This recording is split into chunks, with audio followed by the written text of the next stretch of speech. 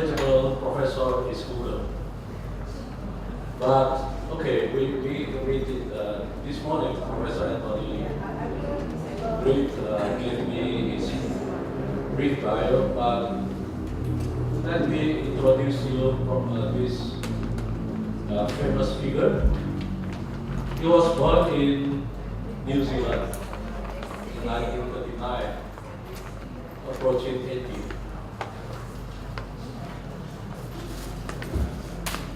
At Reid, he is actually a historian, but he spent almost all of his life in Southeast Asia.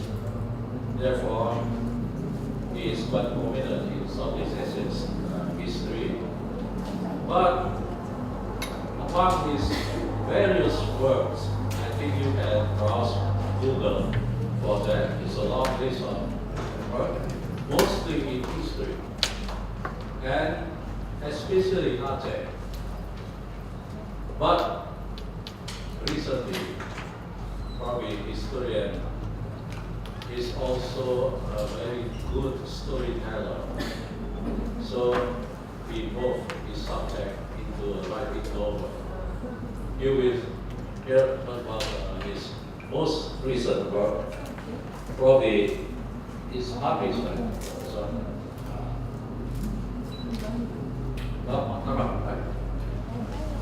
So we will see. So he's very productive.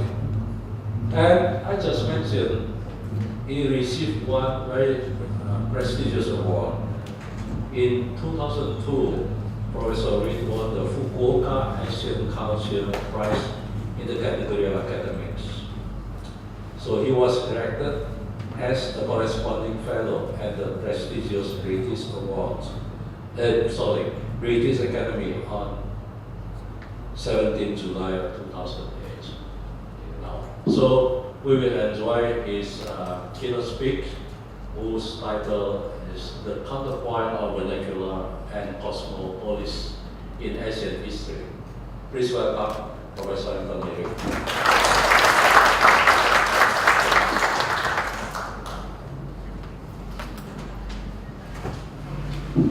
Thank you very much, Gunawan, and thank you, who are you, and Julie, for giving me this opportunity to mingle with architects. My big brother was an architect, so I'm always a little bit in awe, as one is with a big brother who's older. They seem terribly cool and artsy and interesting. So I'm learning, and it's been fascinating to have conversations and learn something about what vernacular means for you guys.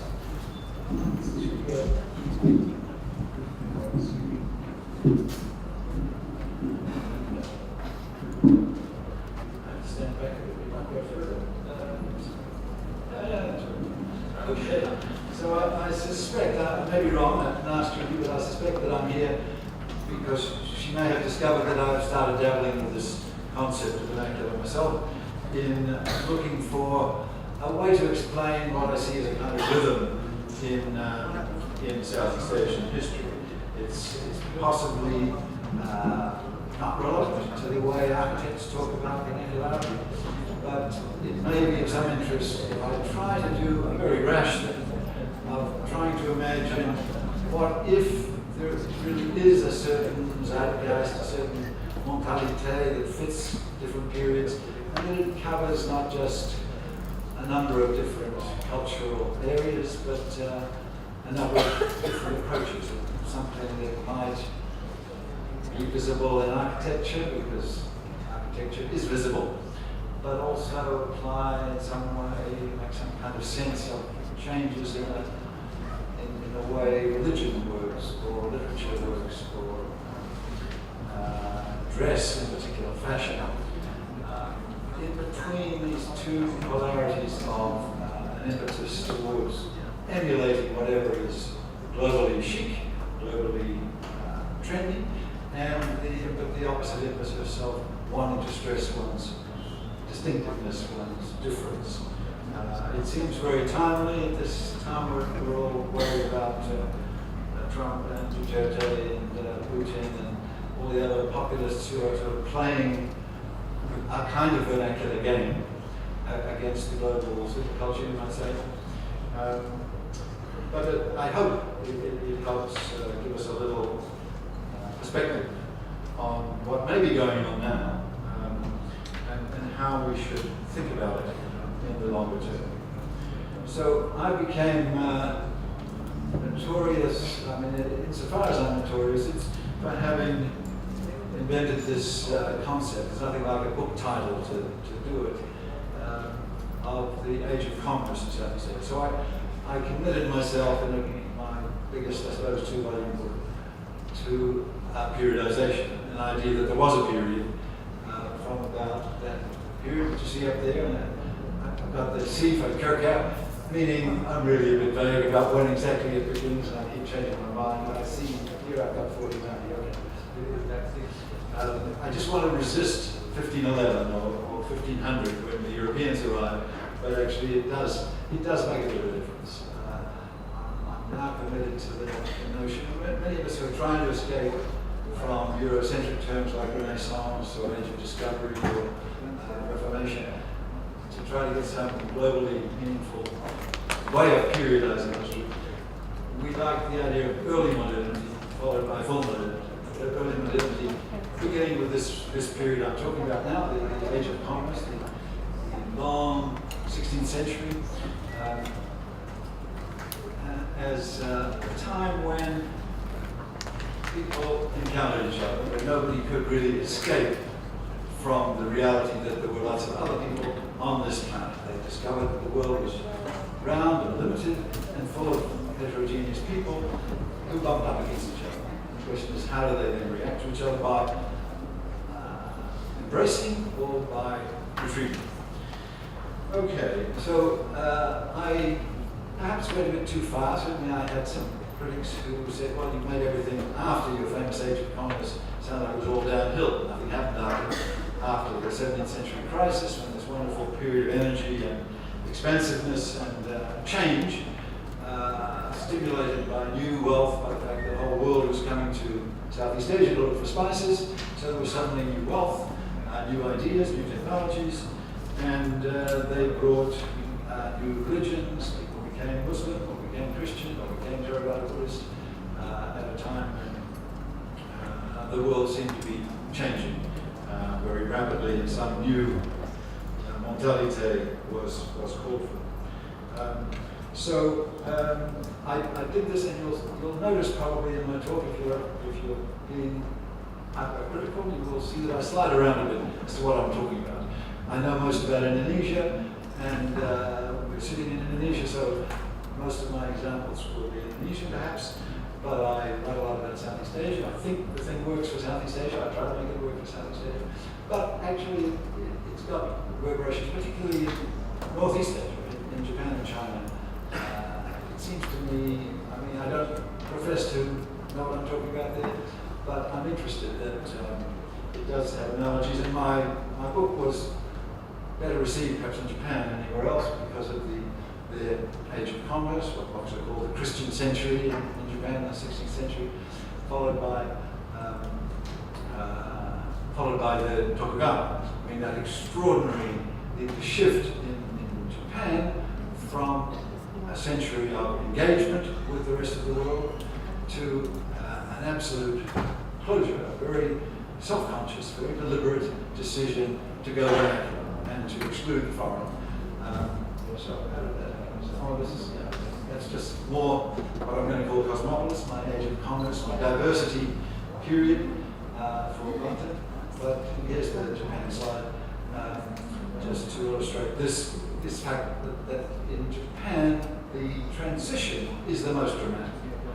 From being a place that sent ships to Southeast Asia itself, that welcomed the Portuguese, the Chinese, to Japan, that was enthusiastically embracing Christianity as a new thing, discovering the rest of the world out there, to the most extreme example of a hermit kingdom that decided in the interests of stability, we have to have a new vernacular identity, and it has to be enforced by a new state, our state. So a new homogeneity emerged. So, you know, at some level, I might use the term Asia for what I'm talking about. I'm not, it doesn't work very well in South Asia, so I'm not going to go there. But there is a sense, we Asianists usually bristle at anybody who makes generalizations about Asia, that's ridiculous. But is there something that's a little bit different about the way Asia experienced this alternation of external stimulus and then vernacularization? And I think there is, something a little bit different in the way Asia was comprised of complex, self-consciously literate cultures, very aware of their classical traditions, who were faced with a succession of external stimuli, starting with Buddhism. It goes, well, it may start well before that, but we can trace this pattern from that extraordinary expansion of Buddhism around so much of Asia in the early centuries of our era. So,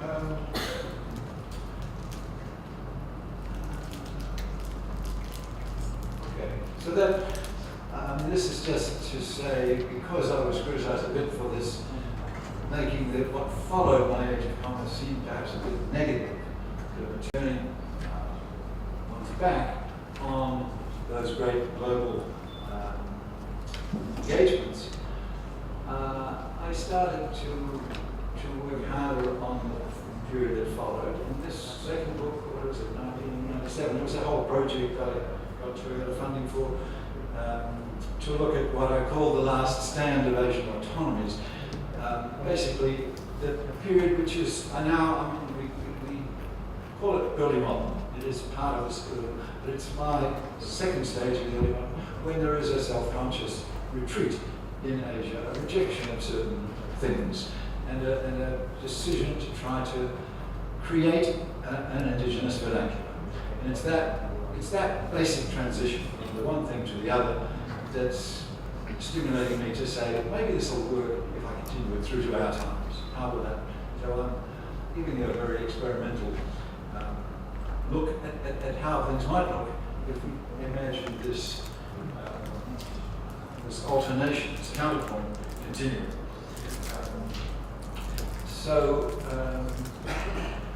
What's the opposite of vernacular? We've heard different versions, and there are also different words for vernacular. But of course, its origins are Latin, and it's what isn't Latin, the native languages you have to deal with. The opposite of a civilized high culture is the local infinite variety of local expressions. It's still, of course, primarily, I think, firstly, a linguistic term.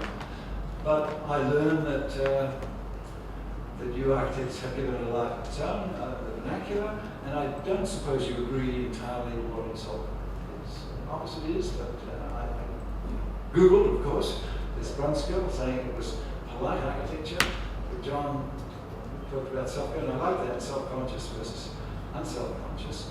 But I'm going to use Cosmopolis because it's been used, particularly recently, it's become a little fashionable. Since Sheldon Pollock wrote his book on Sanskrit Cosmopolis, which is talking about that Buddhist expansion, that early era, when Sanskrit expanded from the north of India, which was its homeland, to southern India, to Southeast Asia, and eventually India.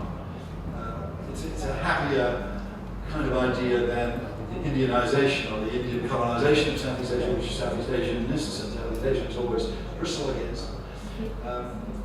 It's implying that this was a new kind of language of the gods, a kind of universal language, as Latin was in the West, and that this happens from time to time. That certain idioms, certain languages, certain cultural expressions become inescapable, become very attractive globally. and then it has to be followed by a period of digestion. Okay, so I'm going with Cosmopolis, and in this last book, which here I'm shamelessly self-advertising. I'm sorry. This is my sort of farewell to Southeast Asian history, if you like. I thought, well, if I have anything to say, why don't I put it all in this big general book, which has a few hobby horses in it. And one of them is this notion of vernacular, which I have a chapter 8 there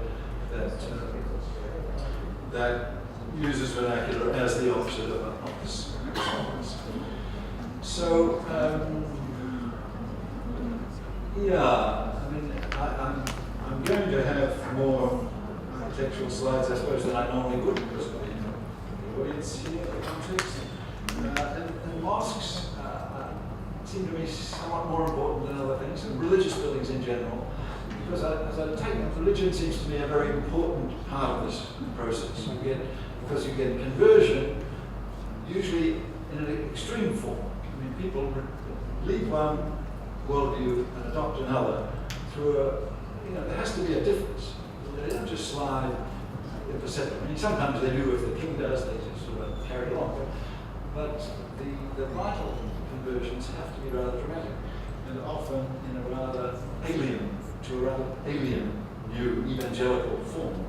So religion does require a bridge between elite mindsets and popular ones in a way that other ideologies don't. So I think I'm going to give a bit more prominence to religion. I mean, the fact that Islam was adopted, Christianity in the Philippines, adopted rather quickly in my age of commerce period, and then digested in the following period, of course has its reflection in architecture. I mean, the one on the left is obviously alien. I mean, the mosque itself seems to be a Southeast Asian construct, but the minaret, which is one of the very first minarets in Indonesia, Indonesian older mosques didn't have minarets, and when they did have something, they felt the need. They started to build something like a Balinese kuku, made of brick, with a sort of drum thing on top. But this was like a Dutch lighthouse or a Dutch windmill structure that was built by a Dutch convert to Islam who joined the Banten. It's very much part of this cosmopolis. When we then go into this vernacular period, particularly in Java, Islam was vernacularized through a strong king, relatively strong, and that's the pattern also in mainland Southeast Asia, in Burma, Thailand, Vietnam, all had a kind of royal enforcing of homogeneity, of the idea that there's only one kind of ordination for Buddhist monks, there's only one way of being Muslim, and that's one in which the king is extremely central, but it incorporates all this pre-Muslim stuff.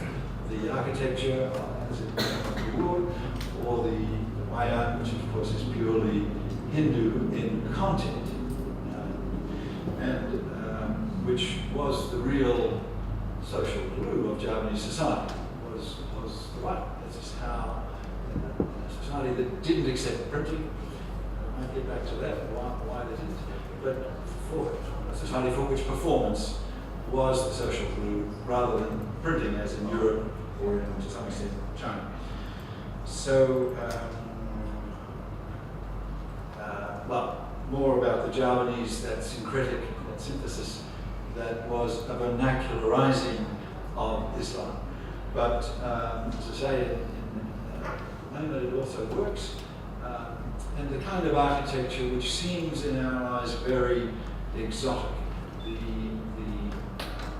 what I call in that other book, the last stand of Asian autonomy, when there were really distinctive national styles in Burma, in Siam, in Vietnam, in Java, in Aceh,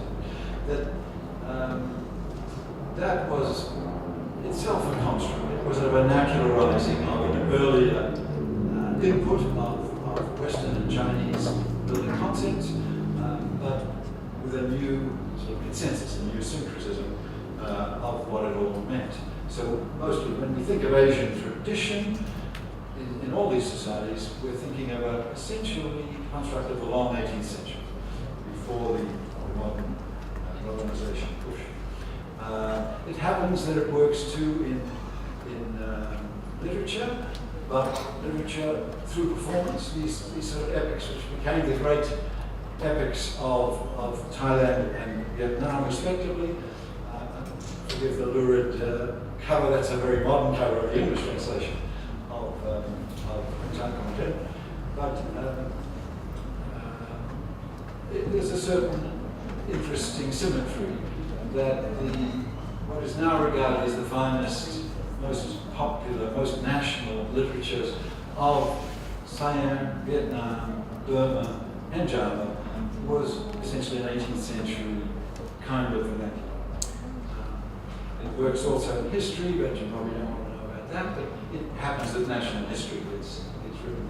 And this all comes to an end, of course, around 1900. And with Southeast Asia and East Asia both experienced full modernity rather suddenly. They resisted much of what happened in the French Revolution and the Enlightenment and all that.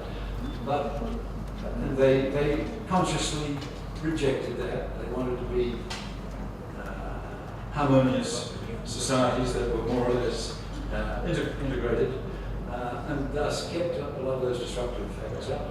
But around 1900, you find that the technology, the trains, the steamships, the machine guns, the newspapers, the whole package of modernity became inescapable, partly for military reasons, but certainly not whole. So, I mean, because this Puputan, I don't know, I wanted to ask a Balinese, is Puputan cognate with Tutupan, which would mean a closing? It seems like, in my mind, I think it is.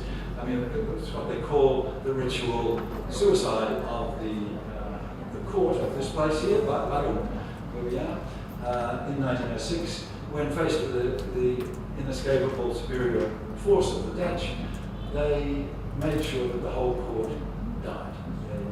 The Dutch, of course, appalled to see them killing each other, killing themselves, when they couldn't kill Dutchmen, but they couldn't stop it. And it seemed to mark, the same process happened in a lot of places, but most dramatically right here in Bali, as if to say, okay, we did our best to defend the old border, but we failed, it's over, folks. We're going to exit the stage, and now you can get on with making your arrangements with the Dutch or whoever, with modernity. And I mean, it's a sort of magical transition that made possible from Balinese being seen as the most ferocious, warlike people of Southeast Asia to being this gentle, artistic, lovable tourist image of the gentle Balinese. That was something quite remarkable. And so it just epitomizes a transition that happened everywhere. For a lot of the intellectuals, what changed despair into hope was the Japanese victory over the Russians, the sort of realization, well, we don't have to be defeated and inferior and weak. Look at the Japanese. They got into this, they got the idea first. All we have to do is borrow the tools of modernity to then be on the same level as everybody else. Well, I got those two together for no good reason. I think I was looking for a train, but I found a horse-drawn train instead, which the sort of revolutionary effect of trains. But the railway building, the railway was indeed one of the most obvious markers of modernity, and the inescapability of getting on a train, and you can no longer pretend that this is their technology, not mine. So you have to accept the new, the modern, the new technology. Dress was a big deal, and of course the Chinese queue cutting is the great dramatic case, where those who wanted to join the Chinese Revolution, which is, just in the same, covers the same timing as all the Southeast Asian shifts to modernity. You had to cut your cue, which symbolized suppression by the Manchus, or submission to the Manchus, but it also symbolized everything that was considered holding China back. The traditions, and to cut your hair and to dress like a Westerner made you a free man.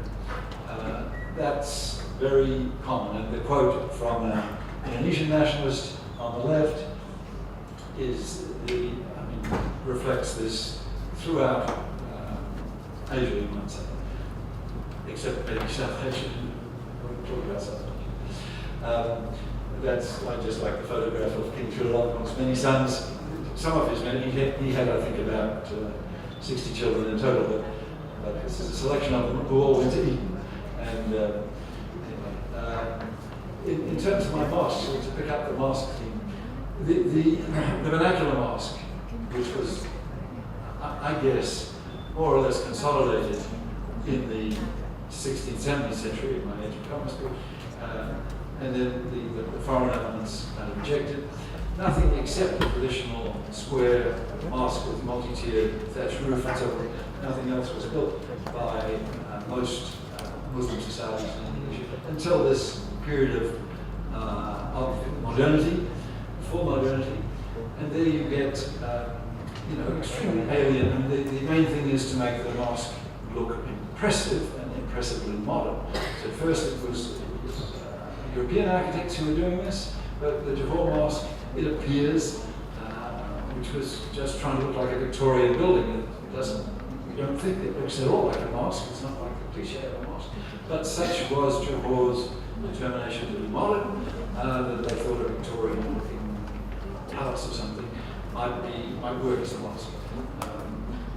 The Aceh Mosque, of course, was built by the Dutch and rejected by the Achenese initially as, well, that's not a mosque, that's not ours, that's the kafir. But around 1903, just around this extraordinary turning point around 1900, they started to see it as theirs, and now nothing could be more vernacular, nothing could be more a symbol of Acheneseness than this mosque, which they have embellished and expanded. And other sultans in Malaya, sultans in Sumatra, competed with each other, built more impressive, modern, alien mosques. It had nothing to do with Southeast Asian tradition. So, onto the 1920s and 40s. After that amazing moment where nobody was interested in vernacularity, everybody wanted to be modern and to see that modernity as the hope of the future, progress. You had a sort of reaction. And the reaction was obviously from the establishment, first of all from the colonial establishment, which was terrified of nationalism and communism, embraced by many of these very modern young men who dressed like Westerners and acted like Westerners, not any of their Asian tradition. That was pretty scary for the colonial establishment, but also for the sort of cultured gentry of Asia who valued their traditions. So you had a kind of re-emphasis. We don't want to lose this tradition. We want to regain it somehow. The Dutch, very explicitly went for, and the British went for decentralization. We've got to disarm this focus on nationals wanting to seize the state by saying, actually, you people are very diverse, and you need to go back to a kind of decentered system where local rajas, local traditions prevail. So they restored the rajas in Bali, they restored other rajas in Sumatra and Riau, and they talked a lot about devolving power, and they encouraged particularist movements, which are actually far more, we only read in the textbooks about Sukarno's Nationalist Party and the Communist Party, but actually the most numerous movements were regional, Japanese movement, Makassar movement, Aceh movement. So what is it about this 1920 to 40 period? Now those buildings that I'm taking as epitomizing the Chinese Renaissance they seem cliche today. That's exactly like the kind of building we're in here. Just a little bit of chinoiserie around the essentially modern building. But it didn't happen before 1920, and it didn't happen after 1940. It was something which was an impetus that required some sort of explanation. In this case, it wasn't fear of political fear of nationalism and communism, but fear of losing our identity in this modernity. So you start to play, and these are foreign-educated Chinese who go to the States to do their architecture and start playing with what would a modern Chinese building look like if we still wanted to be Chinese. And can you see what happened to Ite Bay? It went off the screen. I don't know why that happened. How that happened. But anyway, Ite Bay, the Japanese host school the Dutch built as the epitome of modernity in a way in Bandung. It was actually designed in a very Javanese vernacular way by a Dutch architect, now trying to be, to do the indigenous thing. The Catholic Church of Ganjuran is worth a visit if anybody is in Georgia and wants something different to do. It was an attempt again in the 1920s to build a church which was really like a Javanese building, and love it or hate it, it's still there and it's still quite an interesting phenomenon.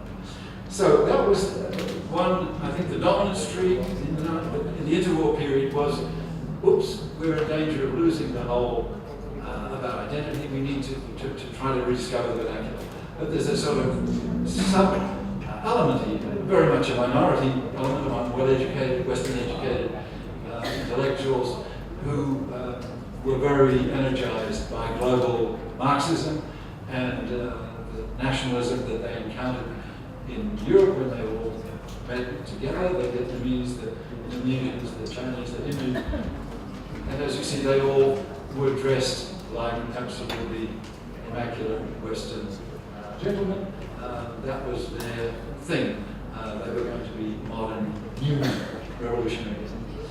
The Thai case is, of course, very interesting in Southeast Asia because it's sort of a bit like Japan, a bit like China, in that they weren't colonized. They marched in these matters, these cultural matters, to their own drum, but they had a revolution.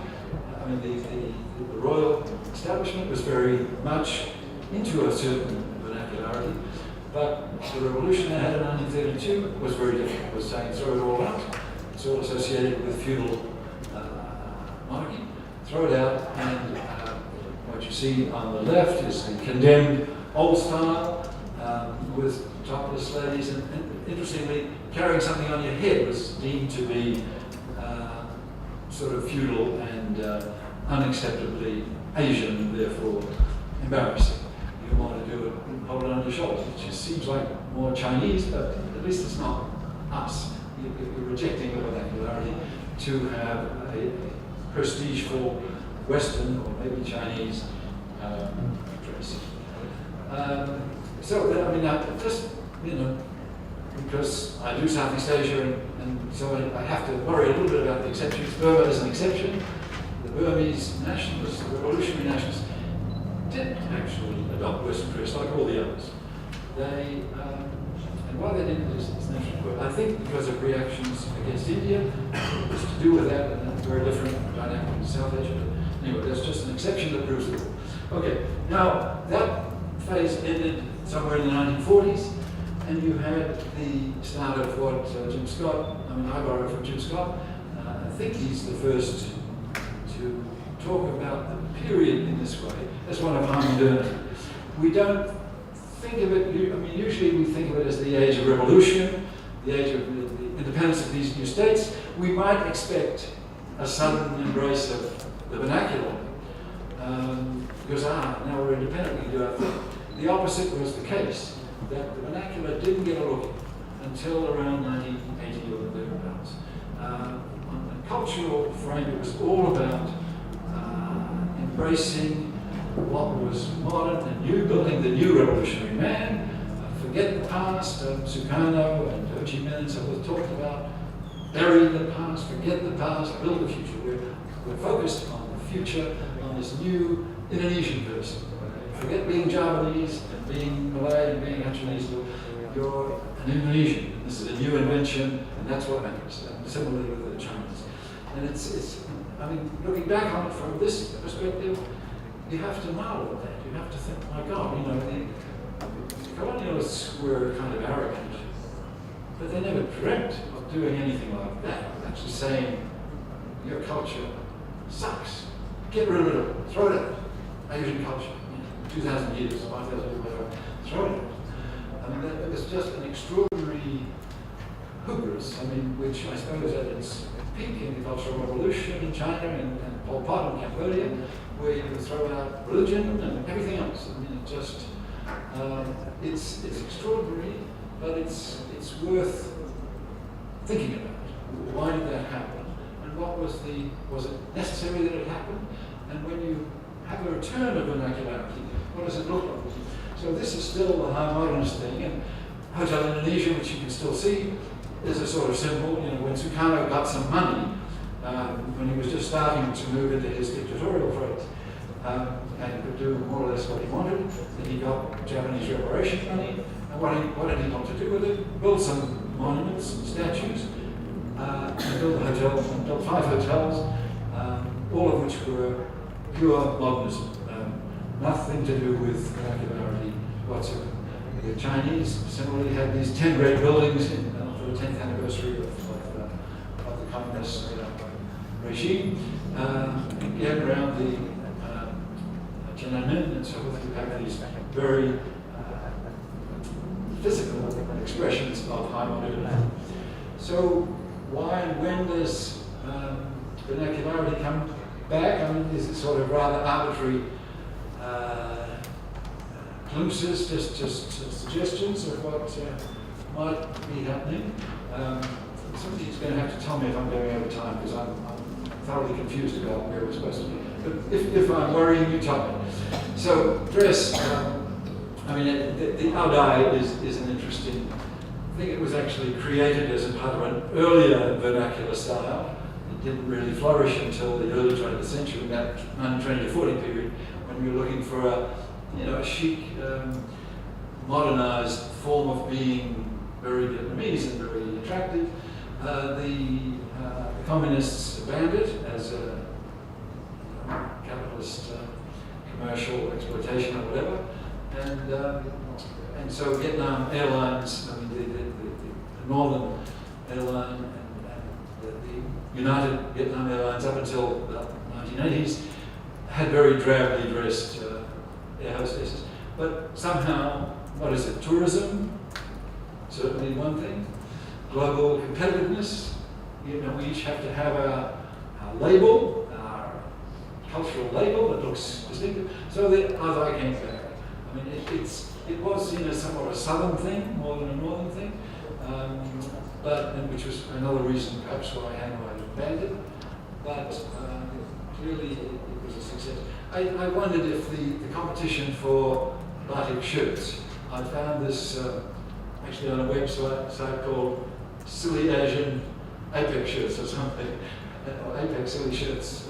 But it started with ASEAN, of course, the competition for who could, the Indonesians and Malaysians love to do their batik shirts, and then the poor Vietnamese have to think of some response when the meeting is in Hanoi. They have to invent something.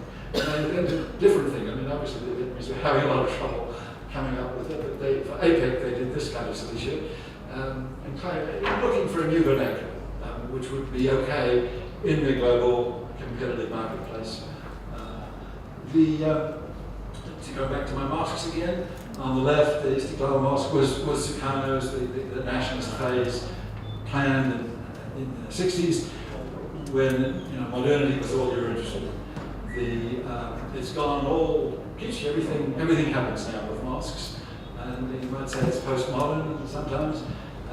It's kitsch. This is the Aceh Mosque, whose roof sports the kind of hat which Tuku Umar was alleged. Actually, quite a lot of the aristocracy had adopted this kind of hybrid style in the 19th century. So, but I mean, there were countless examples one could give. So I'm looking at this kind of periodization to see if it makes sense. That you have this, if you're thinking of an alternation of sorts, a counterpoint between obviously you always have both. You always have the international impetus, the attractiveness of the foreign and of the chic, but you always have the other thing, the fear of losing one's identity. But it does seem as if during this colonial cosmopolis, here I'm calling it this period, the external eagerness to be internationally acceptable, to be civilized, to be up there, to be modern, was on top. And then you had this reaction period where people are afraid of losing their identities and we experiment with how to be modern and vernacular, even though the revolutionaries never do that. And then you have the revolutionaries coming to power and imposing this extraordinary iconoclasm of modernity. And what do we have now? I mean, this is where we come to. And I don't know. I asked there at the bottom, what is the new cosmopolis, the new impetus? If from my age of commerce, I could say, well, okay, the new thing was Islam. I mean, there were so many new things, but it got consolidated, vernacularized as Islam, Indonesian kind of Islam in Indonesia, Catholicism in the Philippines, which then got vernacularized into folk Catholicism once the Spanish priests almost stopped coming, and you had a very vernacularized form of Philippine Christianity. So religion does that because it has to mediate between native and mass. But do we have something? I mean, what's the impetus now? How does modernity work, or how does whatever is happening now, globalization, how does it work? We'll go back to this one. I'm thinking it maybe. So I find it. I'll read the conclusion I wrote before breakfast this morning. It seems to me the new cosmopolis that sort of replaces religion in its invasiveness, in its tendency to say this kind of cosmopolis isn't just for you fancy elite that love jet setting around the world, folks like us who are always getting on planes and speaking English, even though we're in the middle of Bali. So that it's not only for those folks, but as religion said, but actually you guys down below have to get the message too. What's doing that now? And it seemed to me maybe the closest you could say is human rights. The sort of regime of individual autonomy that says in progressive Western circles, that says everybody should be absolutely entitled to do their own thing about their own identity, who they are, in gender terms or in ethnic terms or whatever terms. That is sort of a similar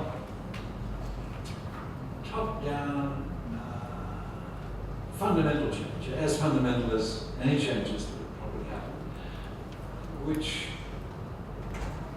folks down below in the system have to respond to. They can't just ignore it. So maybe we're in a phase where cosmopolis is loud and clear. I don't doubt that globalization and cosmopolis is here to stay and is going to go on making even more amazing changes. But we may be in for another stage of where, as the Trumps and Dutertes of the world attest, sort of, do we need to vernacularize this? Now, I just put that's the building we're meeting in, and as I went home last night, I thought, are we vernacular here? Or, I just made up a term, cosmacular, but because we can't decide what it is. It's a token, it's reached banality, hasn't it? Now, in Indonesia, it's not true everywhere, but in Indonesia, you get to expect okay, we're in Bali, we're going to build a modern building, a university Pasca Sarjana building, but we're going to put a few little flourishes around the roof and around the struts, there's the supports. And that actually was Suharto, 1980s, kind of, the critics would say it was a deliberate attempt to shift the focus away from politics, to depoliticize, and to let people have their little harmless cultural competition. Whereas the whole thrust of the Indonesian Revolution had been centralizing. You've only got one language, you're only allowed to speak one language, only one language in the media, and one identity.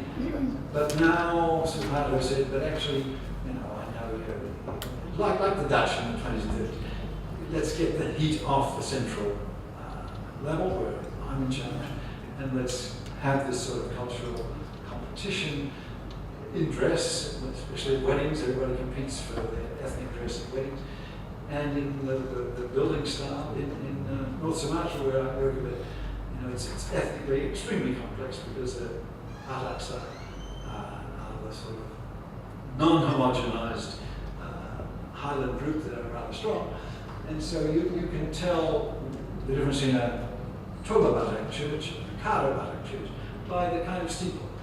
The Karos will put a rice barn-like symbol on the top of their steeple of their church, and the Tobas will put a tongkonan, a traditional house-like thing on top of their church. Just particularly in Medan, where you might be confused, everything has to have a badge. So, yeah, no, I'm going to stop here, I think. I'm going to give a thank you and a wait too much. If anybody wants to come with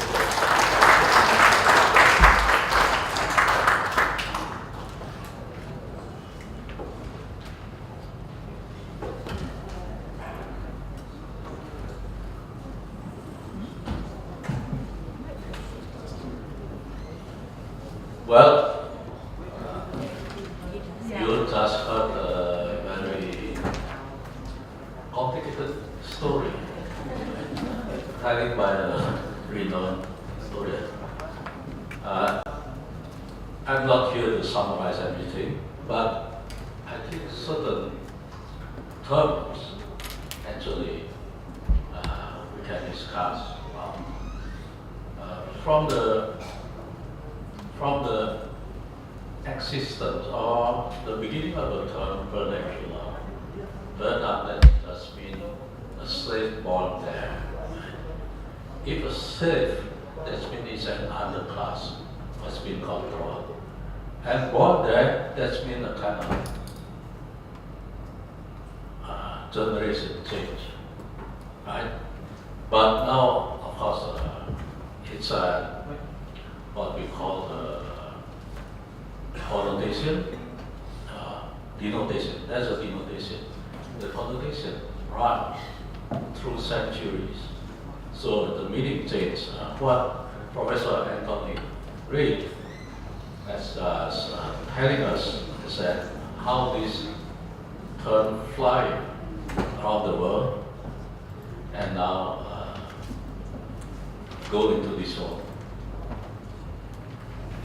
The very interesting terms for me is vernacularization, which Professor raised, and then it's kind of the last step should also be vernacular consolidation.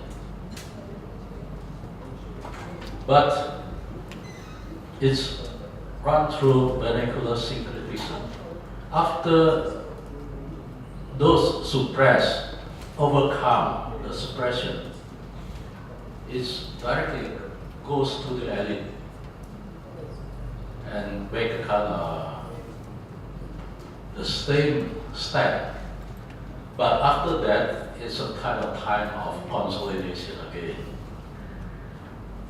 And then after that, it comes with the present condition Indonesia face. It's a religion substitute cosmopolis, which is very interesting for me. And then the conclusion, cosmocular. It's quite interesting because it's when we say cula, that means masculine. It's I think here we have a very gender bias condition. Why not Vernacular cosmos? I say. If Vernacular cosmos is still under class, right? So it's raised a lot of questions. So now I turn to the floor. Anybody want to raise comment? Okay. Professor Indah Widyastuti. Thank you very much. Professor Reid, I want to ask your opinion because following your presentations, we see a lot of changes and transformation from different time, and also there are many aspects of the cultures. Like in Indonesia, there are many cultures, and they just mingle to one another. So then there are a lot of expressions that come up, and then at times it is very difficult to explain where it is from and how it is come and what is the origin, what is the original one. So I wonder, what do you think about authenticity? How do you what do you think about authenticity, or even people may say local wisdom, like something like that? Because this is a very multicultural place and with multiple histories. How should we define this authenticity and local wisdom? Because every single moment they have their own faces. And then as follow also, what is identity and what is the philosophy of the identity in this sense? And another thing is because since yesterday also from Mr. Abidin Kusma also you, and here actually I was enlightened by the idea that vernacular is also political, because there's a political act that happened, which in my experience of learning architecture so far, when at least in a general and basic term, when we say vernacular, it's usually something self-conscious, something which is not political, something which happened just like that in the society. But here I learned that vernacular is also something which is very political.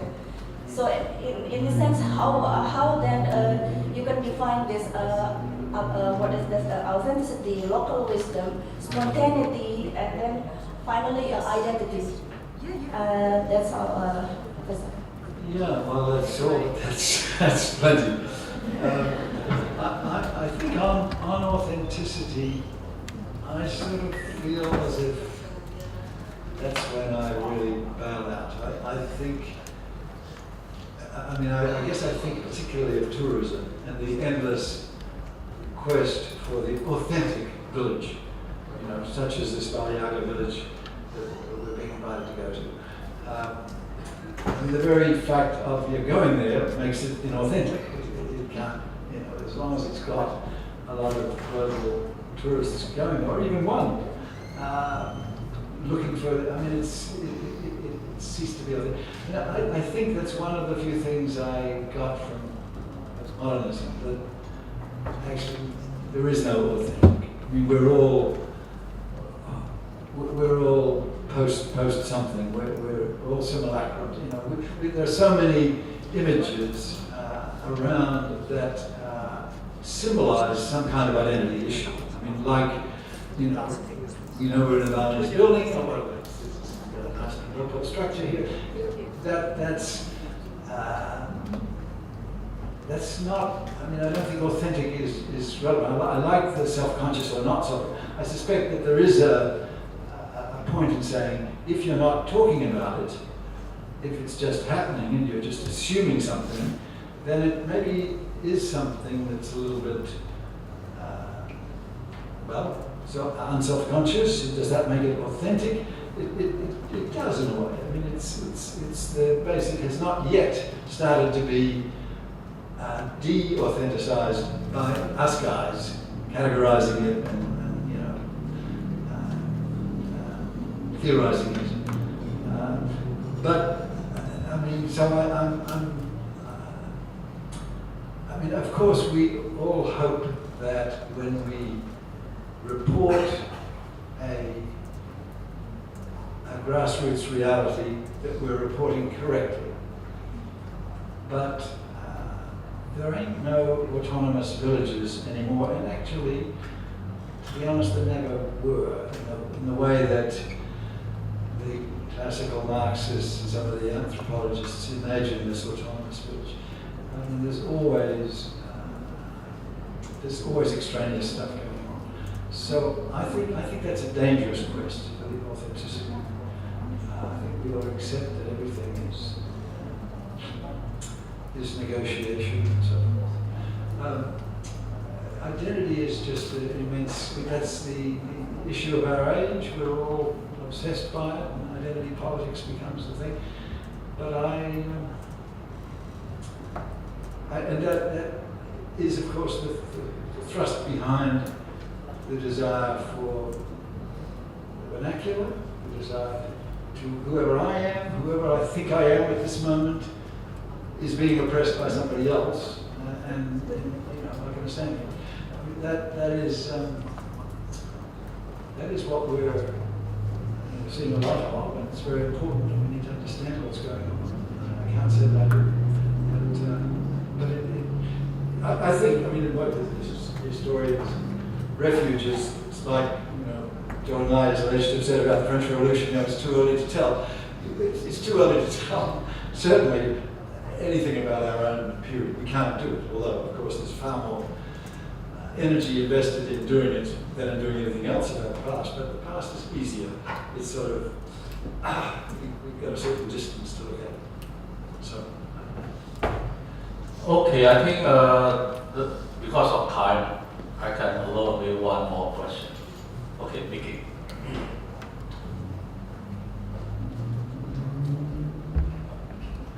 In '97, Professor Lang, Madhavi, my wife, and myself, we wrote a book called Architecture and Independence. Architecture and Independence. Search for identity in India. Now, I'm trying to check, or I'm trying to see your reaction on one of the terms or phrases which we had used in context of what you say. And it was a wonderful framework through which now I can relook at what we have done. So thank you for that. But the term is aristocratic folk paradigm. And how do you counter or validate or throw some light on it? This was one of your terms. Yes. Yeah, it's a good term. Was it on the whole a negative term, a pejorative? It was trying to examine, so I wouldn't say it was negative. Yeah, okay. It's important in Indonesia too. I mean, I'm interested, you didn't pick me up on how I left India out and how India is a sort of anomaly, particularly to this revolutionary high modernity thing. I mean, I guess it's something to do with revolution. Maybe if the Marxists had won in India, it would be more like China, Indonesia, Vietnam. But anyway, I won't go there since you can force me to. There is a sense here in Indonesia too, and certainly in Malaysia, that it's the aristocracy who play the conservative cultural card, which is why the revolutionaries, the left, hated everything traditional and wanted to throw it out. That the aristocracy saw themselves as the epitome of the vernacular, which they were at the center of it, and the colonial powers generally reinforced that in those two cases where there was indigenous monarchy. I think in Burma it's different, and in Vietnam it's different, because they sort of, the colonial power kind of decapitated society in a way that was quite different. But it works. I mean, this aristocratic folk paradigm. I don't know in this part of the world that the folk would be there. That's a sort of, I mean, the rakyat, the people, that's there. But and of course there was contestation. The left thought they were representing the people, and the conservative aristocrats thought that they represented the past and the essence, the identity of the people. But I think, clearly that's still alive and well. That alliance, if you like, between aristocracy trying to make a comeback in Indonesia and succeeding remarkably well in making a comeback in Malaysia and of course in Thailand, and a kind of cultural resource. So yeah, there's some honest to be made of it. But I don't think anybody's written a book on architecture and independence in Indonesia, have they? Maybe not. Maybe that's. I think what they would find is probably what you did not find. This high modernism followed by having thrown out so much, then a selective return to certain agreed symbols of identity, which are relatively harmless. But thank you.